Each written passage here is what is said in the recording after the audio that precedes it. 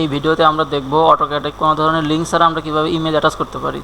তো কোনো ধরনের লিঙ্ক ছাড়া ইমেজ অ্যাটাচ করার জন্য আমাদেরকে যেটা করতে হবে, ইনসার্টে গিয়ে এখানে ওএলই অবজেক্ট ক্লিক করতে হবে।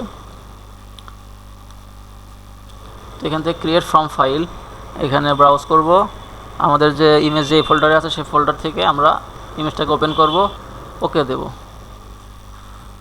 তো ওকে দেওয়ার পরে যেটা হবে, ইমেজটা অ্যাটাচ হয়ে যাবে। এটাকে আমি স্কেল করে ছোটো করি।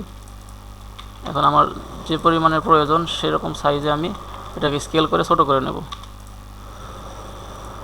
তো এইখানে যেটা হয়েছে, আমার ইমেজটা কোনো ধরনের লিঙ্ক ছাড়া, রেফারেন্স ছাড়া এটা অ্যাটাচ হয়েছে। এর দ্বারা সুবিধা যেটা হবে, আমি কাউকে যদি আমার ক্যাট ফাইলটা পাঠাই, সে তাকে আমাকে এই সিগনেচার বা ইমেজটা তাকে পাঠাতে হবে না।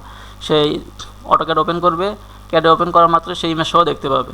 এটা অনেক সময় আমরা সমস্যার মধ্যে ভুগি যে কখন কাউকে ক্যাট ফাইল পাঠাই, তো তখন দেখা যায় যে তাকে ইমেজ সহ দিতে হয়, বা বলে যে ভাই ইমেজ শো হচ্ছে না, ইমেজ দেখা যাচ্ছে না।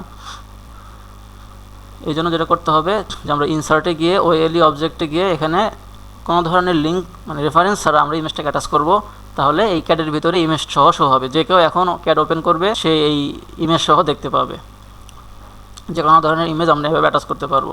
তাহলে আর আমাদেরকে ইমেজ তাকে সেন্ড করতে হবে না। যাকে আমরা পাঠাবো তাকে আমরা ইমেজ ছাড়া শুধু ক্যাট ফাইলটা পাঠালে সে ইমেজ সহ বা সিগনেচার সহ সে দেখতে পাবে।